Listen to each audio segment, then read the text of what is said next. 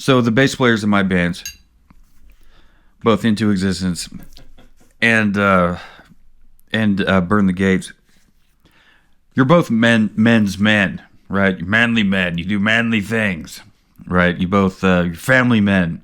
You love your family and you raise your children, and you know every damn one of them, whether they like you or not, knows that you love the shit out of them. You have your own personal way with them and your own individual way of looking at the world and handling things, and you ride Harleys and drink whiskey, and you like hockey, and there's a strong family bond between you and your sister and your and your older children that aren't living in house. It's great. It's great to see. It's great to witness firsthand. But one of the things I'll never see you post in the band's group chat is the hide of a recently slain deer stretched out over plywood.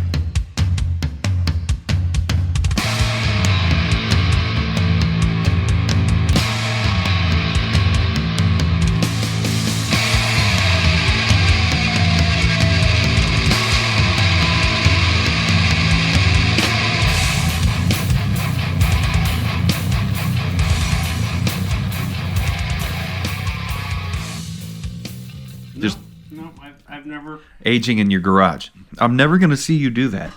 No. So you're manly men in your own way.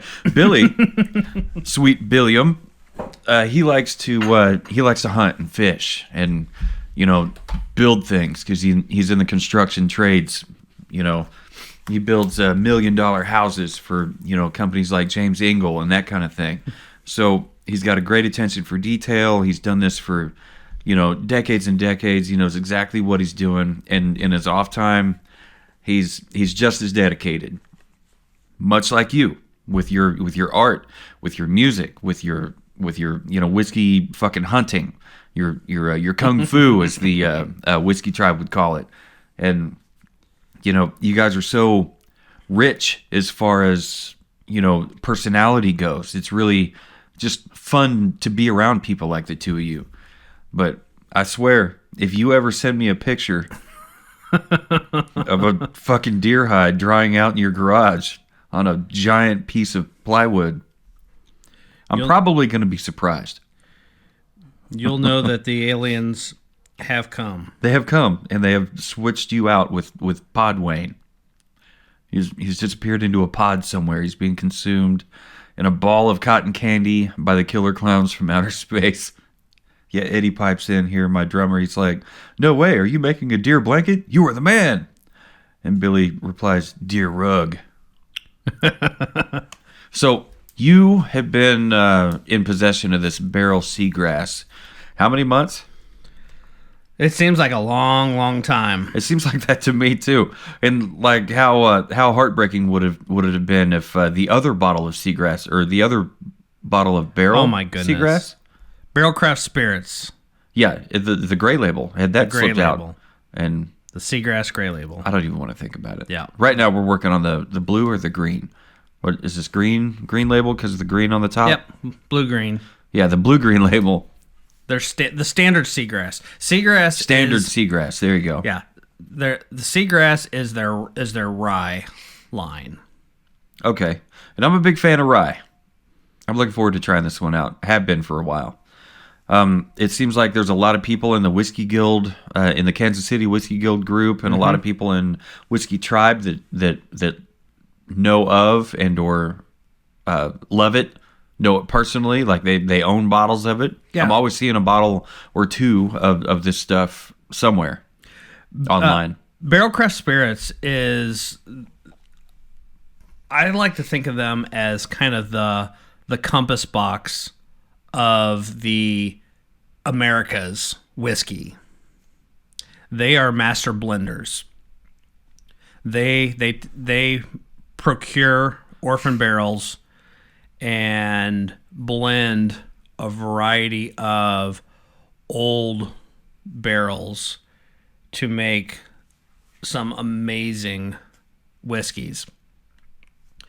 And this is again, it seems like I say this all the time, but this is another one that's been on my radar for a long time. You see, every liquor store you go into, you see an assortment of Barrell craft spirit bottles. It's a very simple, but it's a very recognizable shape. Looks bottle. like a rum bottle. They do some rums. Do they? Yeah, same thing. Do they age these in rum casks? Some of them are. Some are? Okay. So this one in particular is finished in rye whiskey, finished in Martinique rum, Madeira, and apricot brandy barrels. Shit. So it is finished in lots of stuff. Well, that all adds to the mystique for sure. So I'm definitely looking forward to trying this out. What do you say we get started? Let's do it. Let's fucking get into it. Welcome, dear listener, to the Savor the Burn podcast. My name is Jonathan. Across the table from me is the Mr. One and Only W2. Hello, hello. Hello, hello, he says. You better fucking clap it up. Clap it up. Clap it up. A round of applause. Jumped in the way back for that one. Sent me back to grade school. Used to like clap in a circle, A round of applause. How dumb. We thought it was funny. And I grew up, because I'm so gullible, I thought that's what that meant, a round of applause. So anytime, let's give this man a round of applause, I would fucking clap in a circle. Then everybody'd look at me and I'd stop, hold it down at the bottom, and clap, clap, clap, clap. Anyway, so thank you for listening. On this episode, we're going to be talking about a Barrell craft Seagrass rye, something that... if you haven't seen it all over socials, we have seen it all over socials in our whiskey groups, and definitely down here in Savor the Burn studio, sitting on the shelf behind us. And we've been waiting to crack this thing open for a while. Yeah, a while back. Where'd you get it? Well, a while back, one evening, it was a weeknight. I had already gotten home from work. Probably watching a hockey game or something. Knowing you? Yeah. And my buddy Kyle sends me a message. He never sends me a message. So I was like, all right, what's he up to? He sends me a picture of this Barrell Seagrass bottle. He's like, I just went up to Total Wine to pick something up. They had a tasting station set up, and they had this Barrell Seagrass on there. It's a $82 bottle. They had it on sale for like $76. $75, something like that, and it was amazing. So I bought one, and so I was like, oh, all right, reading the label on here, just to restate, it says rye whiskey finished in Martinique rum, Madeira, and apricot brandy barrels, which has piqued my interest for sure. Yeah, I mean that is a lot in itself. Yeah, there's a lot going on there. Never mind the fact that's all on top of this rye whiskey. Right. So I was like, all right. So I had planned on swinging back by Total Wine at some point and picking it up. But I just happened to be that following weekend, I was up at the Bubbles in Parkville picking up some other stuff. And they had this on sale for $56. Beats the hell out of 82. Right. Or his 75. Or 75, yeah. So, or maybe he said like 65 or something like that, but still, I got it even cheaper than what he had said. So I was. Did you rub his nose in it? Oh yeah, and he's like, you're gonna love it. I can't wait to hear what you said about it, or what you think of it. So it's been sitting on the shelf. I've been waiting for the right moment and the right opportunity, and the time has come. Part of my anniversary present this year from my lovely wife was she is lovely. Never let her think otherwise. Absolutely. She gave me a gift card to Flavier, knowing that I've got my that $40 to $60 price range is typically what I spend on bottles. I've spent a little bit more. I've spent a little bit less. I've spent a lot more. Yeah. Up until... I think you and I both have spent a lot more. Yeah. Well, I have now spent a lot more than I had lot. previously. So anyway, I used that opportunity to take what I would spend on a normal decent bottle and added to her gift card and bought the Barrell Craft Spirits Gray Label Seagrass, which is still a rye, but it is a 16-year rye. 16 years. When we get into that, And we'll get into that. That's going to be the oldest rye I think I've ever had. And I'm really looking forward to that. They also make a gold label. And the gold label is, I want to say that one might be a 20-year. Or maybe it's 18. But yeah, it's either an 18 or 20. I might have to look that up. But they have a gold label. That's a $500 bottle. That's a lot of dollar bottle. Yeah. The gray Holy smokes. The gray label MSRP is $250. And yeah. I ended up finding it on Flavier, which the price has gone up. I got it for $164, so it was $170 with tax. Today I was looking at it and it was $189. Okay. So their prices went up on the gray label, but the gold label is a $500 bottle. Probably going to have to wait on that one. We're going to wait on that one. Yeah. When I posted a picture of the bottle in the Kansas City Whiskey Guild, Nancy, the group admin and group expert, says she's tried the Seagrass and it was very good. And Alex says the Seagrass is fantastic.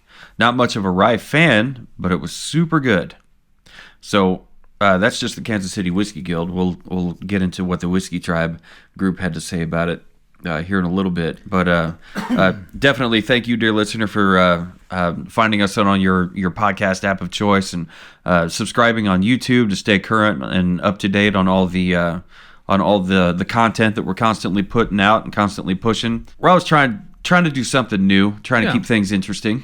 And if you haven't noticed, you've seen on savortheburn.com/shop, we've got t-shirts out, a very kick-ass two-sided design, front and back design with different colors, so it's not just black with white lettering, like all metalhead shirts are, in our wardrobe. Right now I'm wearing a Hemlock shirt that I bought from the band when we played with them Grindfest a couple years ago. You've got Or Metal Stock. Metal Stock, that's what. Grindfest. Yeah, that was a totally different show. Metal Stock. You've got a Iron Smoke Distillery shirt. It's black with white. You recently picked up some things from them. Yeah, I sure did. I spent $170-something, and hopefully by the date this airs, I will have received it because I've been getting a little antsy. I think my order, when I ordered from them, took a little bit. A little bit of time? Yeah. Ship it the day I order it. I know. But whatever. I need to learn that patience. That's, part of the reason I'm a gardener. Everything in gardening teaches you to slow the fuck down and just be patient. What will be, will be. Everything's going to be fine. Unless it's not. And then still, there's more. Everything's all about patience.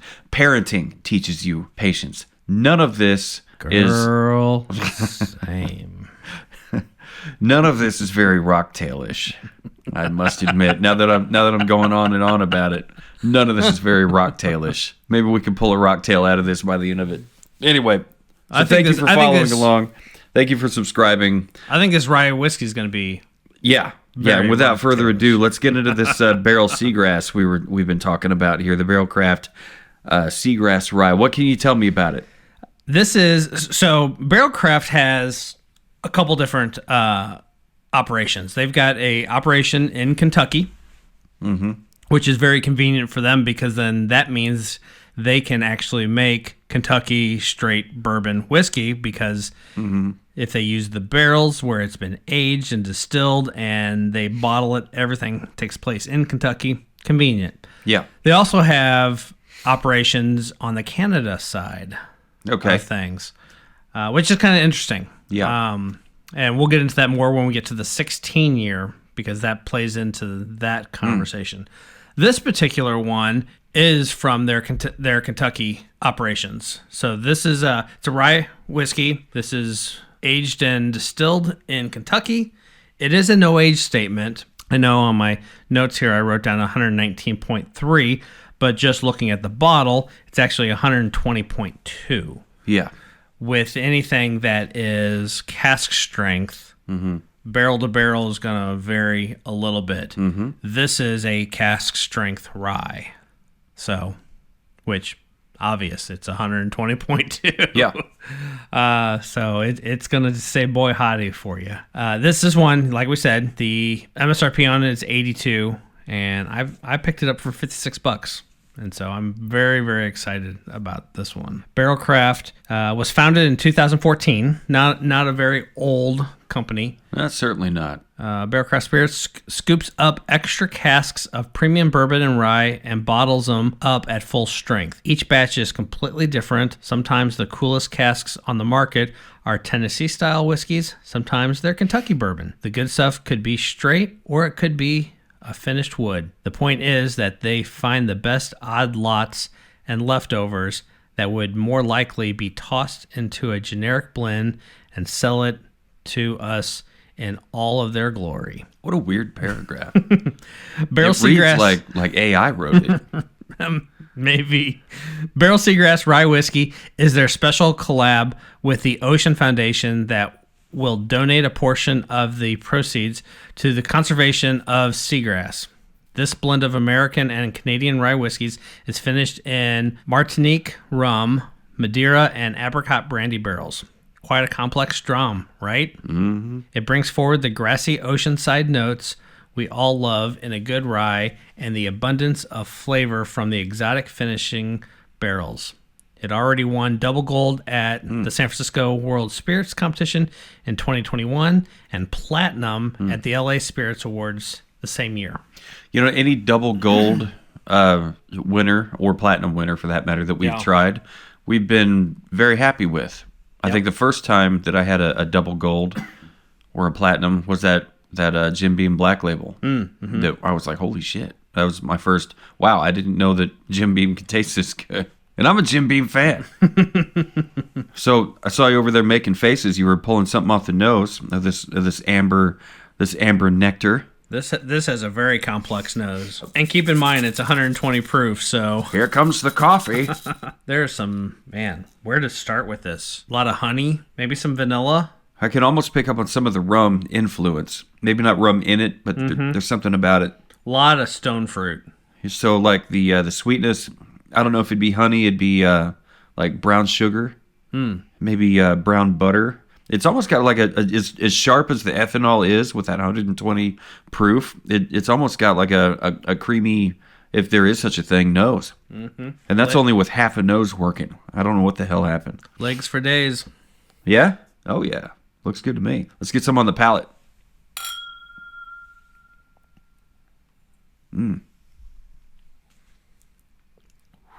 That is hot. That is hot. That is hot. All right, so I'm getting some notes on the finish because the palate just burned the shit out of me. You know, as hot as that is, though, it started super sweet. It was sweet and oaky, and then Like a citrus, fruity kind of a sweetness. and it's not as sweet as you would think it with all the sweet influences it has in there. It's But not then sweet. it turns fire. Yeah, right. It went straight fire, but it's almost it's weird. Like, is a dry sweet a thing? Because Okay. dry for me is like it's short finish, and if it is sweet, it's cut off pretty quick. This, it's like the sweetness of fruits, but without the sweetness. So it's like the taste of the fruit with a light hint of the sweetness. This is something. Yeah. So I'm getting some cinnamon on the palate. yeah, there's some cinnamon spice. Definitely fruit all over it. I want to say even some citrus, some very sharp citrus. Maybe like, I don't know, would that be blood orange or maybe even grapefruit? If it had to be a fruit, a citrus fruit, I'd say grapefruit because it's a bittersweet, and it's got I'm just so surprised. It's got 100 pounds of fucking rye in it. You Yeah. know, it's got all the rye spice you could ever want, Yeah. and the brininess. I'm just amazed. I'm picking up on the brininess here on the finish. There's definitely a seashore quality to it, but I'm just amazed at how much sweet I'm getting just seconds ahead of the burn. Yeah, yeah. I mean, it's And then right when the burn lifts and leaves you be, that the sweetness comes back. But it's not a honey sweet. It's not even a fruit sweet. It's just like a not even herbal sweet. It's I don't. You ever use stevia, like the actual leaf? Oh, yeah. The actual leaf in some of your teas or anything? It's like that. It's sweet, but only while you're consuming it. yeah. While you're consuming this, the sweetness is there, but once it's down and the burn has left you alone, the sweetness of the taste of the fruit seems like it's coming in there. So yeah, we're working with stone fruits. I'm guessing apricots because it was aged in a apricot brandy barrel. Yeah. And so the brandy probably comes in with the with some of the stone fruit, cinnamon, kind of maybe even maple flavors. Did you pick up on any maple? I don't think I have, but brandy to me tastes like maple, like it's got maple in it. Not really. Or maybe that's where I got the brown sugar, the burnt sugar. Maybe. Or brown sugar Yeah. and brown Burnt butter. brown sugar. I feel like by the time it gets to the finish, the burn is almost gone. Yeah. It's got Yeah. a nice, clean, medium long finish to it, but there's no burn there. It's just all of those flavors just kind of crescendoing. And it definitely crescendos. You know what I don't... So we've talked about tea. Okay, so there on the finish, there's a sweet tea taste on the finish. You know what? Yeah. Do you take like Yeah. black tea, Yeah. sweet tea? Sweet tea. The way my mama used to make it. Rest in pieces, man. So good. Southern A style. little bit of tea with your sugar. That's it. That's exactly it. Just fucking put the straw in it for her and it would stand up straight. Ma'am. But yeah, so one thing I don't get about some of these things is this is 120 proof, which is considerably higher proof than some of the other, mid to lower shelf whiskeys and bourbons or whatever that we'll drink in the course of our lives. A lot of the ryes that we have tried end up being lower proof than a good portion of the bourbons that we try. Not this one. Yeah, not this one. But the thing is, when it comes to the burn on those, is it follows you all the way down the throat and into your stomach, and you can feel it coat your stomach like water, like cold water on a hot day, how it just goes around. Not this one. It just doesn't. And for 120 proof, you would expect it to assault you the entire way down. And then once it gets down there and mixes with your peanut butter pie, it should be kicking your ass the whole time. It just doesn't. It only hits you in the mouth. So This is the Kentucky neck hug. That's the Kentucky. Good old Tennessee dropping lingo on us. So that's very, very interesting, I think. And I don't really have anywhere to go with that little thought, but it's just, and anybody listening, you've had that whiskey, that bourbon, that scotch, whatever, that spirit that just burns all the way the fuck down, and you're like, God, why did I drink that? Oh yeah, because I'm just trying to get drunk. Carlo. But this, it assaults you on the palate, but as far as the burn goes, but after that dissipates, and it dissipates pretty quick. It's not a slow burn, a slow tapering burn. It's just, once it's done with you, it's out of your life, and you're just kind of left with the pleasant notes in this. And then even after you get a couple pulls on the palate and you give it back to the nose, you can kind of pick up on some other stuff. Like I can almost taste on the nose, I can almost pick up on some cinnamon and maybe even marshmallow. Not just any marshmallows, but modest mallows from our friend Bill Wald. And also, by the end of your third pull, the burn doesn't assault you that much. It's pretty much Right. It's pretty much killed anything in your mouth that could have been assaulted. Well, it's already punched you in the jaw, so right. Yeah, your friends know. what more is it going to do? Yeah, it's like meeting your first Irish friend. You don't know it, but you're gonna get in a fight. And you don't know it, but after that fight, you're gonna be friends. I thought this was kind of interesting. The distiller's notes that I pulled says, "Here's to the conversation of Seagrass. Why is the extra letter L in Barrell craft spirits?" When I saw that, I thought, fuck, I've been spelling barrel wrong. Yeah, no, it's Nope. Barrell has one L, but One L. but Barrell Craft Spirits is Barrell. Company founder Joe Beatrice just ain't saying. but he will tell you all day long about his passion for the work that they do to preserve unique orphan casks of American whiskey. And that orphan cask thing really bums me out when I think about it. Like these distillers, they put all this work into it. They put all these years into trying to either create or perfect their craft. And then Something for whatever happens. reason, something happens, man. And they show up to work one day and there's chains on the doors. Right. Like they're out of business. They're not going out, they're out. That's Yeah. it. There are other companies out there that are doing this, and there's got to be so many out there. So, like, how many people have tried and failed? Yeah. And the fruits of their labor are aging somewhere in a warehouse. There's an art to the blending process. Yeah, and I think it's not just the distilling; it's the aging. Right. I mentioned, Compass Box early on. They also are a master blender of Scotch whiskeys. So, and I mean, all the Compass Boxes that I've tried are amazing. Just fantastic blend of the best notes and attributes that you can think of. And I feel like Barrel Craft is the American version of that. The more and more I'm sipping on this, the more I'm really enjoying this. Yeah. I don't really know what to say about bottle presentation. As I go down my list of my categories, bottle presentation's on it.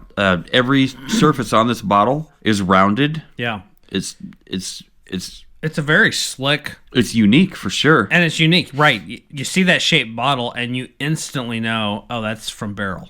Yeah, and the labeling is it's simple. It doesn't take over the whole front or the whole back. There is a front and back label, but they're only like half labels down at the bottom.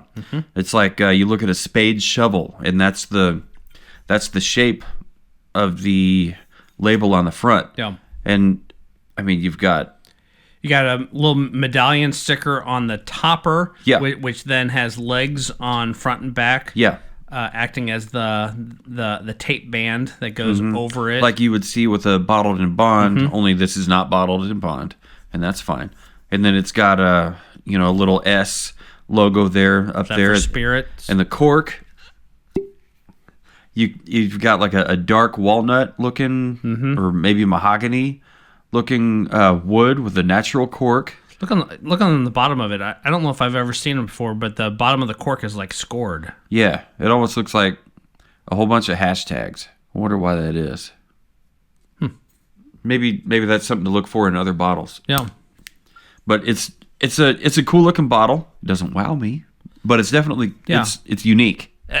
Unique for sure. As simple as the shape and the bottle is, it clearly works because, like I said, you see that bottle, and before you even look at the label, you know that's a Barrel Craft Spirits bottle. They have a large offering of different bourbons and ryes, and I stumbled upon a couple of their rums the other day. And so they do other things other than just whiskeys. But you see that shaped bottle, you know it's theirs. So from that standpoint, yeah, it's branded it. You recognize it. Yeah, and it's fairly uniform. Not as I don't know, for lack of a better term, extravagant as Redbreast would be. But when you see the Seagrass, the Barrel Craft Spirits label, you know what you're looking at. Yeah. So you mentioned citrus, and in the Whiskey Tribe post that I made, Eric says Seagrass is unique and worth trying. Think citrus. Lamar says Seagrass is great. Aaron says Seagrass is a fantastic pour, and Veer says Seagrass is an eye-opener. Freeze-dried strawberries. Incredible flavors that I've not experienced in other ryes. Only thing that comes close is Boss Hog 7 or 8. Can't remember which one. Yeah, freeze-dried strawberries. Huh. That's an interesting, very specific. Yeah. Okay. I have never had a freeze-dried strawberry because I don't fuck with strawberries. That's fair. To me, strawberries are I trash.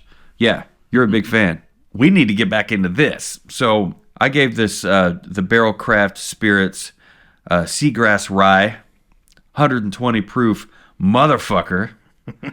On the nose, I gave it a 3.5. I probably could have gone 3 3/4. I did go 3 3/4. Okay. Okay. My, how the turns have tabled, he said drunkenly. On the palate, I gave it a 3.5. How about you? I gave it a 4. Gave it a 4? Mm-hmm. The palate for me was a little bit tricky. We talked about the palatial, if that's a word, assault that the 120 proof gives you, but after that died off, you still got all the flavor of that magnificent rye and in the world of other things that this thing had to offer as far as taste goes. So it was definitely better than average. It's just the burn, even at 120, was so surprising. I couldn't really quite.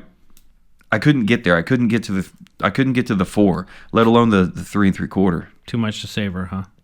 Too much bird to savor, Mr. W2. Too much bird to savor. On the finish, I was able to get up to 3 3/4. All right. I gave it a 4 1/4. 4 1/4? Mm-hmm. Yeah. And in hindsight, I probably could have gone up at least a quarter point. Because that finish, the finish for me is where we discovered the apricot brandy, I think I said maple, but maple wasn't there. A little bit of a salty kind of brininess to it. Nothing like the Jefferson Ocean. Right. But it was still really good. Bottle presentation, I gave it a 3.5. I as well. 3.5 for both. Yep. It's kind of tough to be wowed by this bottle. It gives you everything that you need. Yep. I don't feel myself wanting more. The bottle shape is so unique. At least that was probably worth a half point for me. And I love the long, the neck going from the neck and topper tape. Yeah, I don't know what else to call it. The neck tape, topper tape, whatever. I've always liked that. Ever since I was gently peeling those back from my mom's liquor bottles when I was a kid that she would never drink, but I would. That I shouldn't have been, but I was. Overall presentation, my math added up to 7 1/8. How about you? I'm at 7 3/4. This is weird. So on this night of recording here in Savor the Burn Studios, I have outscored me. I've consistently underscored me. Yeah, everything that you have scored. This is really weird, and none of it has been bad. I guess. Yeah, I mean, nothing has been rated lower than a 7 in my book. Right. Yeah. So it's all good. Some of the others have been very good, but not great in my humble estimations. But this one here, this turned out to be a little bit more complex than I thought it was going to be. I don't know why I didn't think it was going to be as complex as it is. What is Madeira? Madeira? What is that? It's a region in Portugal. It's a wine. Okay. Well, that just helps further deepen my point. I don't know why I was so surprised that this would be so complex, as complex as it is. Especially since right on the front of the label, in bold black lettering, it says finished in Martinique rum, Madeira, and apricot brandy barrels. Like, you got 3 distinctly different tastes and flavors going on there. You got rum, you got wine, you got brandy. And this is a rye whiskey. By the way, right. So that just speaks to some complexity that you should expect. But for whatever reason, right over my head, I didn't even register. I just picked up on, notes like, brown sugar and marshmallow somehow, modest mallow marshmallow somehow. You picked up on some cinnamon, some citrus. I picked up on some citrus. I think we both picked up on the brininess on the finish. So this was unexpectedly complex for me, but I think for the average Joe that would read the bottle, they'd be like, well, there's a lot going on here. I think I'm going to like this. And they would be right. I would say it's a perfect pour for a high rye / higher proof fan. This complex rye whiskey really makes a place for itself in your whiskey collection. Oh, I like that. Do you have any closing thoughts on this Barrell Craft Spirits Seagrass rye? I enjoyed it. I think I'm definitely gonna need to spend time with it to really appreciate everything going on. What cocktails do you think this would go with? I was Did thinking you even about consider that? No, I was thinking about that just a few minutes ago. I'm afraid, and like, I started thinking about the cocktails. And it's got to be something simple. But when you think simple, and considering it's a rye, you immediately go to a Manhattan. The problem is, I don't know if... See, I was thinking... With this being a Manhattan, if the uniqueness of the flavors in this would get lost right in a Manhattan. I was thinking of going back and revisiting some of the cocktails or finding new cocktails that use grapefruit juice. Okay. Because that is to one help of the... accentuate that grapefruit citrus flavor that's back Yeah. there. It's very light. So I'm thinking a cocktail that really kind of helps highlight some of those flavor profiles. Is this kind of hard to find? I've seen it in a couple places now. I haven't seen it. I've been to a couple places and have not seen it. Total Wine has it, Bubbles has it, and I've seen it at least a couple other places. Okay. It's kind of pricey, though.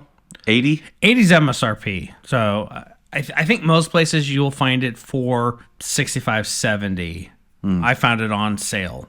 I wouldn't be For opposed. $56? If I pick this up I'm for very happy. $56, I would probably take one of these Glencairn whiskey glasses, fill it up, Fill it to the top. maybe to the top, or first fill my my tea diffuser with my sage, pineapple sage, and or maybe my herbal tea, my floral tea like chamomile or whatever, because I think chamomile would be good in this too. But take my tea mix that I usually mix up, and top it off with this rye whiskey, and just let it sit 10-20 minutes and sip it. Try it. That sounds kind of fantastic. I bet I will have stumbled upon something stupid good. And if not, it's trash. The drain, the kitchen sink's right there. And I don't have to tell anybody about it. Except maybe you. Dude, I did something stupid. What's that first frost recipe? Well, there's this website. Right. What is that website? Tell us about it. SavorTheBurn.com. Yeah, what do we find on that website? We've got a full liquor cabinet and quite the arsenal of cocktails. What do we find in the liquor cabinet? Lots of bourbons, lots of ryes, lots of American whiskeys, lots of world whiskeys, and others. Yeah, everything that we've tried on air. Yep. So to speak, on air, in any episode that we've released, the liquor cabinet is updated as we try things, as we try new spirits. So just because it's in the liquor cabinet doesn't mean that there's an episode on it yet. Right. Right. And you mentioned another part of the website. What was it? The cocktails page? The cocktails page is almost, maybe it's even more interesting, because you'll find, much like this first frost, we may come back and have the first frost with this Barrell Seagrass, and just to see what it's like with that, because we've already tried first frost with Blackened, the Metallica whiskey, and the number 9 Reserve. Not the original number 9, but the number 9 Reserve.